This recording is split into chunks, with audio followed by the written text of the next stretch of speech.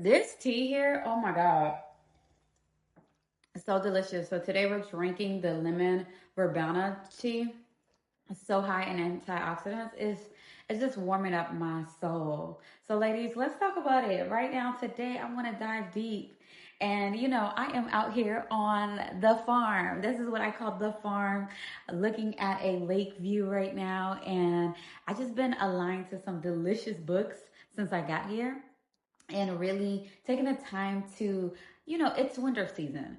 So that means it is time for us to just integrate, reflect, have that emotional clarity, sit still, cry a little bit, release, slow down. So let's talk about this beautiful book and the lessons that I got from this book. This book is called Sis Don't Settle by Faith Jenkins. Ladies, today I love to have a pleasure of diving into this book.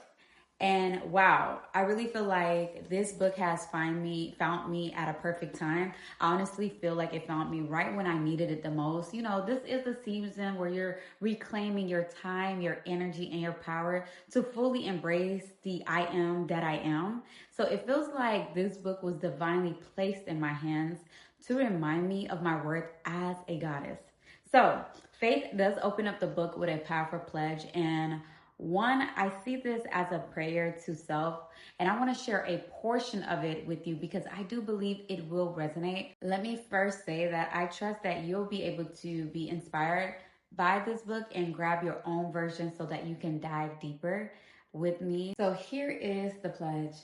I am attracting the highest, truest love into my life. This person is loving, loyal, inspiring, and kind. I continue to remain grounded and keep my heart open. I walk away from anything and anyone that doesn't serve me. I start over as often as is necessary because I'm not starting from scratch. I'm starting from experience. And that's where I'm gonna stop right now because it's a full pledge. But so far, like the things that you heard, how she started off this book, wouldn't you say that this is truly something that is already so profound? And what stood out to me is how Faith really encouraged us to be unapologetically clear about our standards and unwavering in enforcing them. It made me reflect on my own experiences, times when I stood firm and times when I faltered and they caught me slipping. All right. So, so it does remind me that settling is costly. It is a lesson that I learned I don't want to say the hard way, but it really hurt, the painful way. And I've always been mindful of who I exchange my energy with. But there has been time recently when I have fell short of my own standards, where I let my guard down and the consequences were steep, baby. And through the loss and heartache, I realized just how important it is to honor thy boundary we set for ourselves, which is law, if you want me to be honest with you. So Faith words in part one really struck a chord because it reminded me of this truth. You don't have to choose someone just because society or others pressure you to. Whether it's a family, friends, or culture, the world really can make you feel like you need to settle down by any means necessary. But settling down isn't the same as settling for less. All right. And I love the highlight of how the influence of others and how you need to be aware of this misaligned energy. For an example, there was a time in my own life when a so-called friend of mine tried to steer me away from a connection that was deeply aligned to my spirit. And she seen it and she knew. But this same friend actually encouraged me to pursue someone else who was completely out of alignment with my values, my energy, and my purpose. Reflecting on it now and knowing about her personal life, I see how her own insecurities may have influenced her advice. I can see how she wasn't seeing me as the goddess that I am. She was actually just projecting her own limitation onto me, and I actually allowed it. And when I look back, I realized that I made the choice because I was still recovering from a breakup and I allowed that influence to take place. So my self esteem had already been taking hits and I was truly vulnerable. And this is an example of situations that many women actually face. We let others truly influence our decision when we are not fully standing in our own worth. Okay. Yeah, so the lesson that I got for us all is to truly build our worth before we want to build a relationship. Maybe that is really important. And here's what this has taught me from this book is when your self-esteem is strong and your sense of self is rooted, you become untouchable. And people who are operating from these low vibrations can never reach you. You know, you might start attracting relationships, friends, an opportunity that does align with your highest self by then. But to get there, I do believe that you do have to do the work of building your worth first. So before investing your time, your energy, and your heart into someone else, feel beautiful inside and out with herbal maintenance.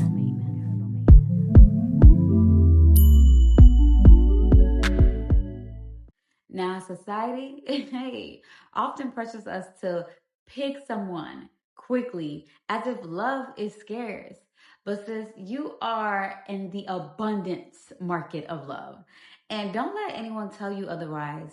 I want you to take your time, choose wisely, and don't let anyone convince you to lower your standards for someone who isn't even equipped to climb the tree of life that is you. Now, in Faith Jenkins' book, it actually reminded me that as women, we are powerful beyond measures, but we do have to know it and believe it and live by this law, aka the truth. So, my prayer for every woman that does read this book is that you trust yourself enough to wait for the love that matches your energy and uplift your spirit. So, sis, I want to know, what's your story? Have you ever felt that you may have been pressured to settle or experience the consequences of letting someone else influence your choices on love and relationship? I invite you in to talk about it with me. I truly would love to hear your journey. Now, ladies, let's lean into this powerful chapter that begins with this timeless quote by an author named Lucille. Love yourself first, and everything falls into line. This spoke directly to my spirit because it's a reminder that foundation of love is me, you, thyself. So when we take the time to fully embrace and honor ourselves, we set the tone for everything else in life, including our relationship. I do love that Faith Jenkins drives home the importance of preparing ourselves for the love we are truly desiring by asking profound questions that stop me actually in my track. Like, how do I prepare thyself? And would my ideal person be excited to meet me right now? Yeah. And am I being the right person for my person in this moment?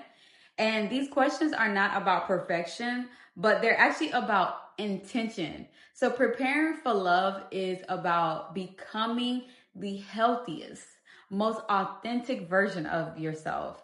It's a journey that is of growth, not just for the sake of attracting the right partner, but for the purpose of honoring yourself and your own potential. Okay? So we got to look at this singlehood as a sacred season. We need to see that singlehood is a blessing. This is a time for preparation. So instead of viewing this period as waiting, Faith actually reminds us that it is our time to align with our purpose, sharpen our vision, and step into a grander evolution. Every step along the way prepares us to be in harmony with what's to come. And I'm so excited about that because, baby, God is good. That's all I can say. God is great. And this preparation isn't about striving to be perfect.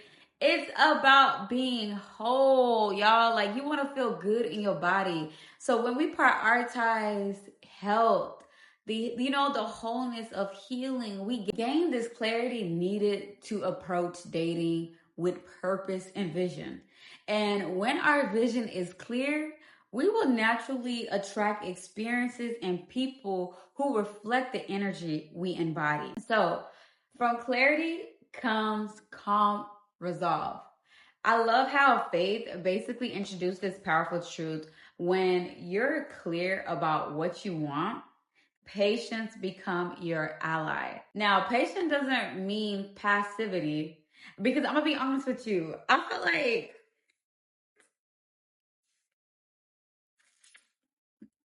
I really feel like this little wild Haitian goddess slash warrior slash princess has been allowing the spirit of passiveness to come upon her, especially when she has aligned to energies that are familiar to her desires, right? So when that comes, it's more, you need to pass through that passiveness, right? You may be reflecting a guy of your, like, he may have the aura of what you've written to God and what you know in your inner DNA, but I think it's more about trusting the process and being steadfast in your commitment to holding out for what you truly desire. So for me, I've been really tested and tried this season of 2024. You are activated through herbal maintenance.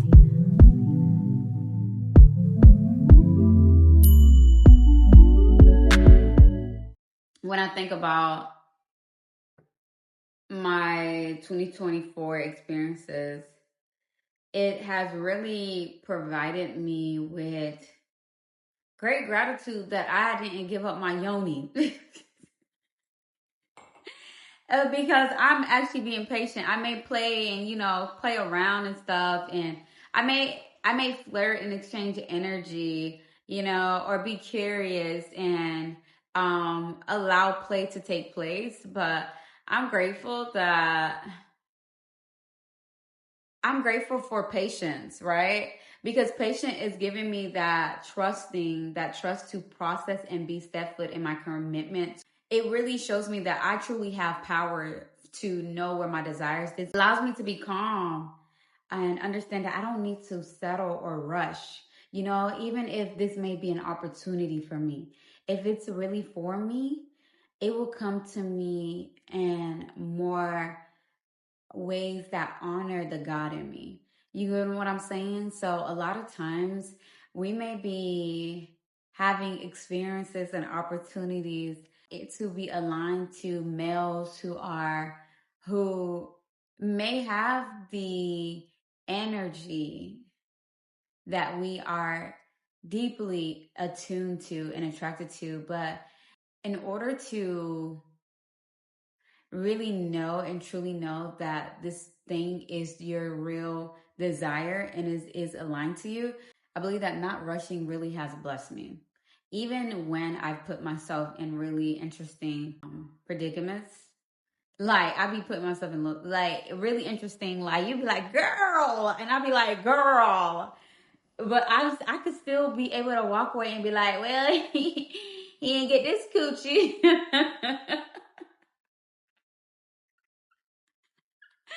Because they didn't align to the God in me. They didn't activate the God in me for me to truly like open up my full life floodgates. Like the gates are still closed, the water wasn't flowing. And I love that. I love that because it's about knowing your worth. And I feel like subconsciously my body still be knowing its worth. You know what I'm saying? Even if I may have put myself in a position, but refusing to compromise my actual standards and honoring that preparation process, I'm okay with taking L's I'm okay with taking minor L's. I'm really okay with it. Like, yes, it's gonna hurt my feelings. Yes, I may look back and reflect and be like, dang, why I had to go like that. But honestly, like I can literally as a woman walk away with more self-dignity because like I am like literally being honest, you know, in a way that is of the feminine, you know. So there has been really amazing temptations. I'm not gonna hold you. I'm not gonna hold you, baby. But and I'm not trying to hold out. I'm gonna be honest with you because like I said, I've been reading a lot more and really reflecting and really been downloading so much and really upgrading my thought patterns on my experience of intimate connection. But I do know that communication is key when it comes to me with my standards. And if I am placed in a situation that lacks communication, especially during, before, and after intimacy, I see that it is something that is compromising my own standards. It actually highlights how I need to continue to honor my preparation process. It allows me to understand that what is meant for me will truly align with growth, energy, and vision. Okay, especially transparency. So as I reflect on this chapter, which is chapter 3, I feel like a deeper sense of gratitude for this time in my life. I truly now see it as a sacred space, as a chance to grow into the greatest and best versions of myself and how God truly designed me. And I truly feel like every lesson, every experience, and every act of self love is aligning me with the love in life I truly desire. I'm gonna say this, I wanna leave you with this. Are you preparing for the love you desire? And would your ideal partner be excited to meet you right now? Like, let's be honest. Would they be like, oh, that's her? And for me, honestly, because I do study energy type, and I love studying like, and I'm not talking about like no horoscope type stuff, but I love studying like ancient, just ancient energies and understanding how which archetype I most likely am in default in. It's really important for me to know who and what I am and what I have to offer. So when that question is had, like, would your ideal partner be excited to meet you right now? I truly believe that my ideal partner would definitely be so excited to meet me, no matter where I am in life, just because of my ability to see further than than the majority of society, and knowing that my archetype in society, right? And I do believe that my ideal partner would be able have to see me for who I am. You know what I'm saying? They would need to truly see the God in me. And if they're not able to, and I may have somebody that I'm like, oh, head over heels for, and they don't see me for who I am, then I cannot really project them to be an ideal partner. So yes, I do believe that my ideal partner would be so excited to see me because they truly see me. They truly see the God in me, right? No matter if I am in a season of lows, you know, or in my seasons of high, he can see the God in me, and that really excites me because that just says I know who I am, you know. And 2024, like I said, if you have watched any of my episodes and the episodes that I'm dropping soon on Yoni's World, you'll know that 2024, for a lot of people, has been a really just a time of deep revelation. That's what I can say. With that revelation, as you can see, even with media, a lot of things has been exposed. So just like it's being exposed to people that we're seeing on the media, we are, as people who are seeing this, are being exposed to. Like, there are things in us that is being exposed.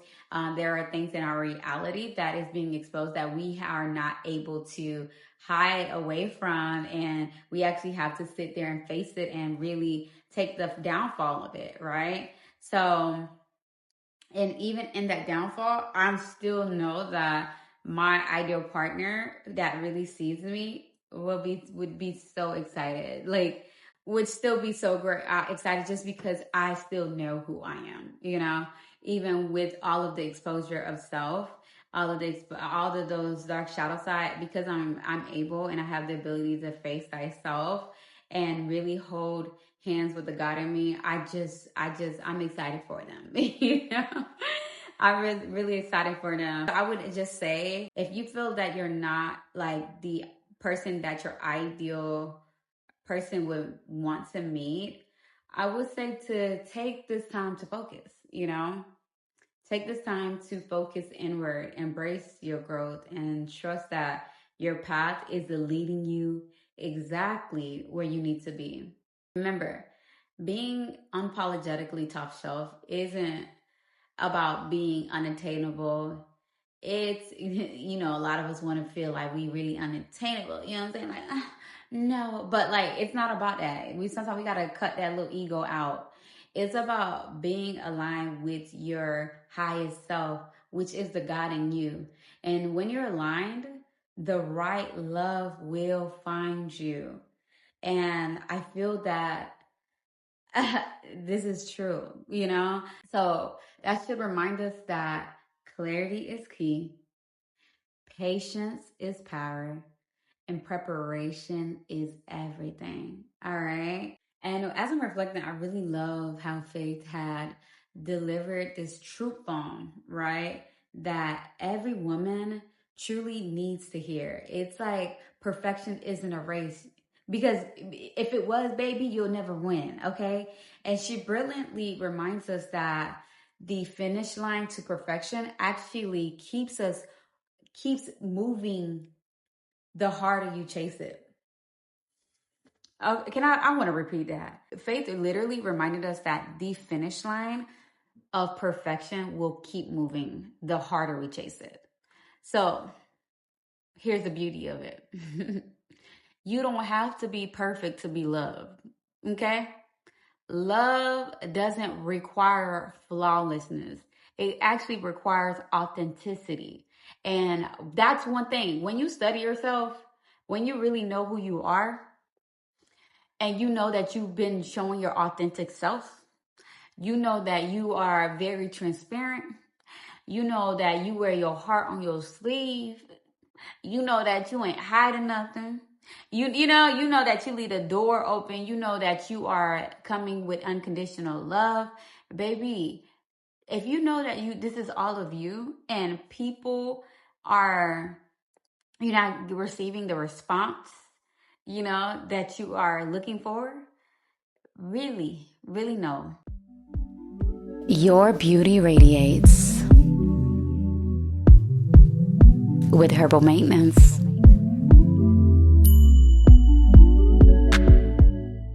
I feel like what I've noticed in our dating, because of the hierarchy of social media that has been made, oh my gosh, people are so flawless, baby.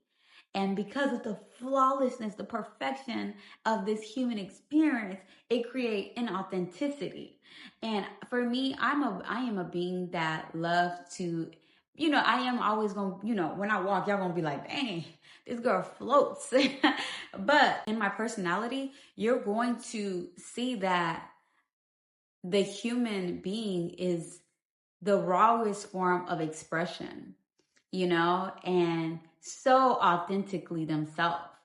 And when you know that you being that, I promise you, more as long as you're open and you go out, more love, true love will align to you in every aspect of your life.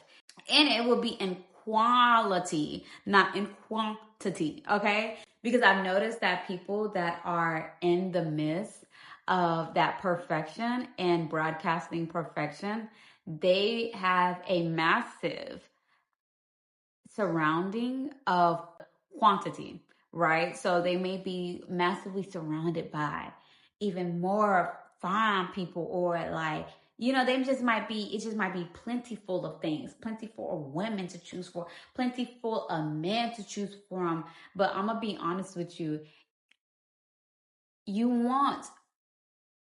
That's fun if you really understand the season of it, the season that you are. Enjoy it. That's a good ass time. Enjoy it. I'm telling you right now. Because I know me, the playgirl in me, I like that type of stuff. I love the plentiful of options. But I do know that with all that plentiful, you know that you want to have quality. And quality is way more important than plentiful. And I feel like I'm actually directing this message to a reflection of mine. And I want to be careful with that. Again, because like Faith talked about this in a book.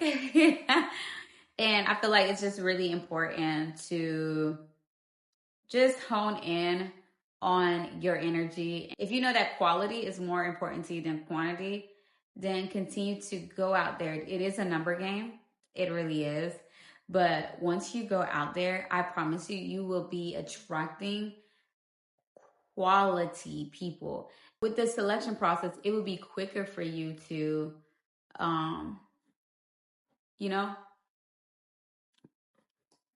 dodge. That's the word. I'm looking for the word, but my body was doing it. It would be quicker for you to dodge things that does not come in the form of quality, right?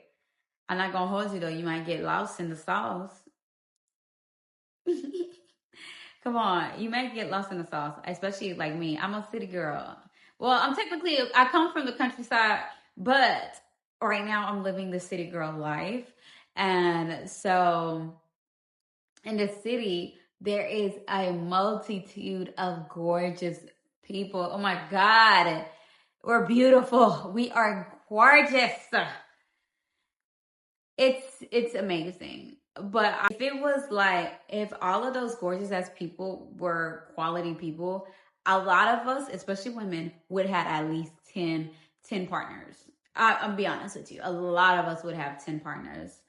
I love when Faith had shifted the focus from perfection to nurturing our inner self. So true self-love starts within. All right, we've heard it before. True self-love starts within. And I think what that is when we're talking about true self-love starting within, I think it's really being okay with being a lover girl, but a lover girl that is smart and is okay with going through the process of the emotional clarity. Like there has been L's that I've like that I don't want to even say L's. There has been things that have left me a tad bit disappointed or confused because of lack of like communication and transparency. And I felt that because I've given myself the moment to express my sadness, my disconnection, to express and grieve the connection that never had, or the connection that you may have wanted it to be. I think that gives me the ability to truly love myself even more, because I was able to really sit with myself and really evaluate things and really like hug myself and really like speak to God and be upset out loud and throw my little fits. But like, I think this is where giving yourself that moment to allow the emotions to flow through your body, and it's not fun. It felt like my heart at one point was like sharp when I would cry so hard. It felt like something was trying to rip through my chest. But like these be the moments where that heart chakra is being activated even more, because it shows how invincible you are, how much love you actually have to give, and how you're not scared to step back out there again and, pour that love, Pour more love into people, places, and things, and understand that whatever you are seeding, whatever that you are planting is going to be fruitful no matter what. Even if you were to have to walk away and you know that you are the person that you are, you know that even turning away from that, you already know that the seed that you plant over there is still going to grow because you are the fruitful being that you are, right? When we truly nurture our inner being, we create this space for more healing, growth, and joy, which naturally radiates outward. This act of self-nurturing isn't selfish, it's foundational. When we honor ourselves, our emotions, okay? We elevate the way we experience and invite love into our life. And I'm grateful. I'm so grateful God has given me a way to model love through self-love, okay? And one of the most powerful lessons Faith share is this. The best way to teach others how to love you is by showing them how to love yourself. And I believe this is true, and I'm going to apply this because I feel like because I've given people the exotic access of my energy. Not people. I'm not even gonna act like I be just I'm not even gonna act like that. Okay, I've given maybe one or two people, or you know what I mean, the access of my energetic, sensual energy. And when I say access, we're not hunching. I do want to hunch, but we're not hunching. I'm speaking about they may have not reflected the ideal response of love that I know that I show to myself on the daily. You have to just continue to move forward and move in a way that shows them that you love yourself. And you have to really ask yourself, what does that look like, and really implement it forward. And for me, it might be hard because like how I show I love myself is really communicating. I love to be transparent. I love to be honest. I love to be free with my flow of thoughts. And if I show that and it's not getting any response, it's really tough because it's really abnormal to continue to contact people and communicate with people if it's just a one-way street. So you have to now mirror back the love that they're giving you, you know? And if they're not responding, now you don't need to respond. Now you can just keep going, you know? And you can love from distance. And this is your way of still showing love and respect, not reacting, not doing anything but just being like, oh, okay, you're not really seeing me in my God energy. I feel so bad for you. Well, I gotta keep going because I gotta go shine where the sun is needed, you know? Because it's obviously winter right now over here. So I'm gonna go over there where they need summer and spring. You get what I'm saying? This has really given me that time to invest in myself and to take back my energy, because one thing I do is really indulge in the energy that is in front of me, and I emphasize it. I emphasize those energy that is in front of me. So when you hear this, I'm telling you to really invest in yourself. That's it. The best way that you can show people how you love yourself is investing in yourself and your well-being. Yeah, invest in yourself and your well-being, your joy, and your peace. Create a model for how others should treat you, whether it's through words, intentional action, or just setting boundaries and be like, back away, brother. I can see what you're doing over here. Peace. All right. So the way you love yourself, establish the standards for how you receive love from others. Even if you didn't exercise it before, you always have the free will to exercise it now. So I do love that Faith did leave us with some exercises to apply self-love. And she leaves us with tools that we can take to like actionable steps, right? And here are some of her self-love exercises that she suggests. One is to reflect on your inner dialogue. Really pay attention to how you speak to yourself. Are your words nurturing or critical? Really knowing that practicing and replacing self-criticism with self-compassion is a big game changer. Another one is investing in yourself. Like, treat yourself to things that uplift your spirit, whether it's a hobby, a class, or even a quiet moment of rest. These investments, no matter how small or how big, reinforces your worth. Another thing is setting those boundaries. Okay, like I had given you an example.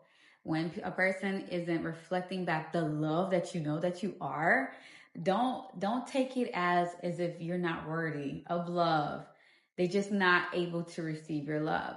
So knowing that, a lot of times us humans will shut down. And when you gotta shut down, what you gotta do is set that boundary. Close that door where you want to pour in love, and take your hose, your water hose of love, and pour it into a garden that needs you, right? That is looking to be nourished and fertilized by you. So that means to say no to things and people that doesn't reflect back the God in you. Say no to people, places, or things that deplete your energy. Say no to people, places, or things that take advantage of who you are and doesn't benefit your overall well-being. Protect your peace is a profound act of self-love, okay? Another tool that she shared is daily affirmations. And you already know I am the queen of spell work and prayers and affirmation. I actually have a playlist here on my YouTube, and it's called The Sacred Books of Spells by your one and true and only Yoni Gatekeeper. She speaks about starting and ending your day by affirming your worth and your capacity to attract and receive love. I find this really important because, like I said, it's important for us to take responsibility and upgrade our thought style. And the best way to do that is by affirmations, day and night. Do it in a 30-day stance, and you will feel and know the difference. For me, I feel like affirmation, but also meditation is, for me, it's meditation. Meditation is deep because I'm feeling it, I'm feeling it. I'm inside my heavenly space, and I'm really like putting the puzzles together. So my takeaway from this beautiful book really remind me that love starts with me. It's not about chasing perfection or waiting for someone else to validate my worth or yours. It's about nurturing your inner being, showing up for myself, and modeling the love I deserve. And when I do that, I do attract people who mirrors the same love back to me. So let me leave you with this question. How are you nurturing yourself today?